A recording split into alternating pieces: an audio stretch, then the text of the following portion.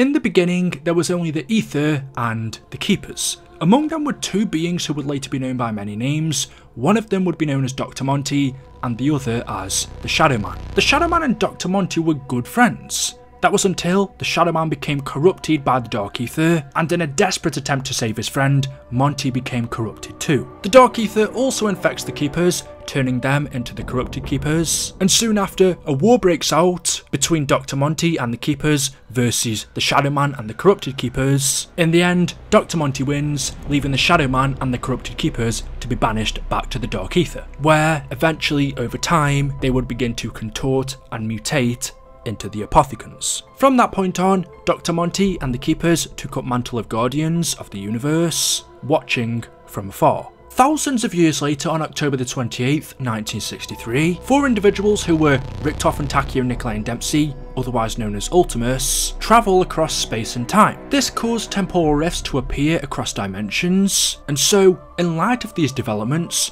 Dr. Monty felt obligated to step in. However, being unable to directly interfere because it would violate humanity's free will, he decided to offer support through little nudges and began to make changes in the background across time. He does things such as assisting Group 935 in producing special elixirs that would later be known as the Perca-Colas, and began to add chalk drawings of weapons all around. Despite his claims of only giving little nudges though, he also influenced German scientist Ludwig Maxis to create the teleporter. But still, Dr. Monty continued to observe from the side, watching over. It wasn't until a totally different time in a totally different universe that Dr. Monty decided to become more involved. After witnessing Group 935's actions from a totally different universe, Dimension 63, in 1918 Origins, Monty had had enough. And it wasn't until the arrival of a drone which contained Maxis's brain to Agartha, that Monty was forced to take different measures.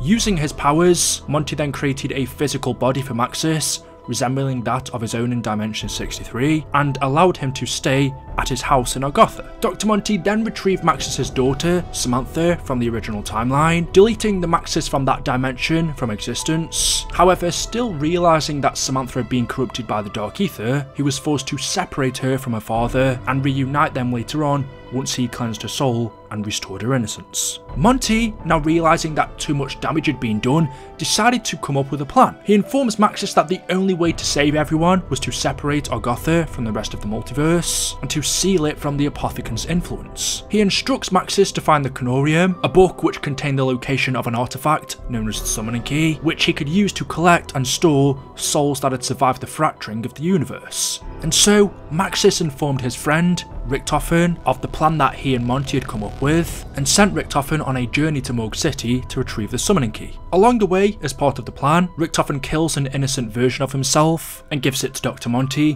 where he turns him into a child in the house named Eddie. Monty then introduces Eddie to Samantha and provides them toys to play with, which includes multiple of the Zombies characters. As Richtofen continued his journey as part of Monty and Max's plan, he reunites with his teammates Takeo, Dempsey and Nikolai, where they travel to multiple locations, killing multiple different versions of themselves, collecting their souls inside of the Summoning Key, where eventually Richtofen sends the souls to the house and Monty turns them into children. Meaning now there is Eddie, Samantha, Dempsey, Nikolai and Takeo as kids living in Monty's house. It was at this point that Dr. Monty then introduced himself to the rest of the characters for the first time, by only speaking to Dempsey, Nikolai and Takeo, believing that Richtofen was doing his own thing. He explains to them that he's suspicious of Richtofen's plan, and tells them that everything he has done will make sense once they reach the house. He also attempts to explain his role in shaping up the universe and his nudges. But anyway, with all of these souls now collected, Primus and Dr. Monty finally meet. When they arrive at the house, they destroy the teleporter and seal off Agartha from the rest of the universe. But later that night, Maxis, who still had no soul, would be manipulated by the Shadow Man, who became trapped inside of the Summoning Key way back in Shadows of Evil. So the Shadow Man began to use Maxis, where he tricked him into releasing him from inside of the Summoning Key. The Shadow Man then used his powers to open up a gateway to allow the Apothicons to enter Agartha, and it was then left to Primus to find a way to defeat them. Whilst battling against the Apothicons and the Shadow Man, Monty tries to reach out to Primus, telling them the story behind the Keepers and the Apothicon conflict, as well as the difficulty of his role. The minute you people teleported for the first time, you changed the rules.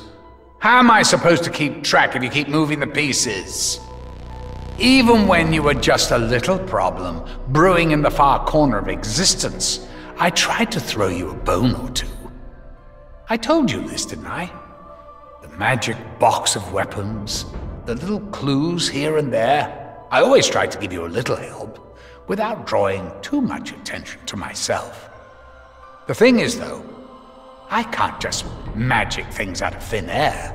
I have to manipulate things that already exist in your reality. Like the perk drinks. They were something originally cooked up by Group 935. I just used them for my own ends. I honestly don't even know how they work. I swear. As for the songs, don't get me started. Eventually, with the help of Sophia, Primus defeat the Shadow Man and the Apothicons, banishing them once more, along with the summoning key which contained Maxis. As Monty begins to ponder the future of his perfect world, he finds that Primus somehow remains alive. Rather than disappearing from existence, he discovered that while in battle, they consume blood of souls that came from closed dimensions, thus causing a paradox. He tells them they can't stay in Argotha and contemplates wiping them out of existence, but then realises that there is a better option, which would be to send them back to the medieval times to assist the Keepers in the Great War, effectively solving the paradox and completing the cycle. In truth, Monty's plan was never about saving the universe. As Maxis found out, humanity was doomed to relive the cycle over and over again the moment it discovered element 115. The only way to truly save it was to purge 115 from existence before humans ever discovered it. However, doing so, this would end Monty's life, thus explaining why he never chose to do it, and instead continued the cycle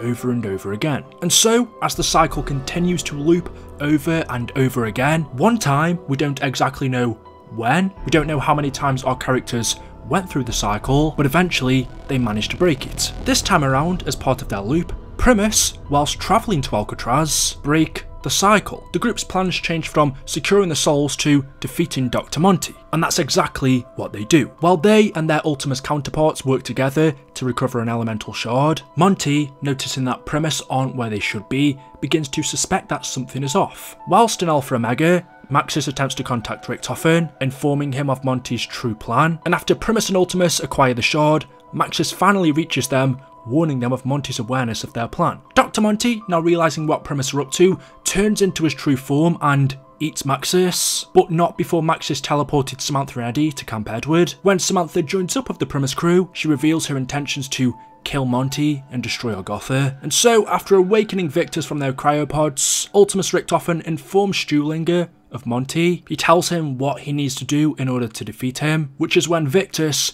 travel to Tag der Toten, where they assist Pablo Marinus, the hermit in the lighthouse, in building the Argothan device. Whilst in Siberia, Victus overhears conversations between Ultimus and Primus, describing the duality of Monty and the Shadow Man. Primus Nikolai points out the fact that the two are more similar than they are different, as both were corrupted by the Dark Ether. And it was at this point that Nikolai reveals that Monty was only corrupted as he was attempting to save the Shadow Man. But nevertheless, Victus eventually construct the Argothan device, where they then give it to Pablo Marinus, where he sends it to the Primus and Ultimus crew. Primus Nikolai then uses the device to destroy the summoning key, which in turn destroys the multiverse. Destroying the multiverse means the end of Dr. Monty, him, the Shadow Man, the Apothicons, everything that spewed forth from the ether is banished back to the Dark Ether, and eventually, as we know, in order to completely end the cycle, Primus and Ultimus kill themselves, and Samantha and Eddie are left to walk off in a new world. And so that is the story of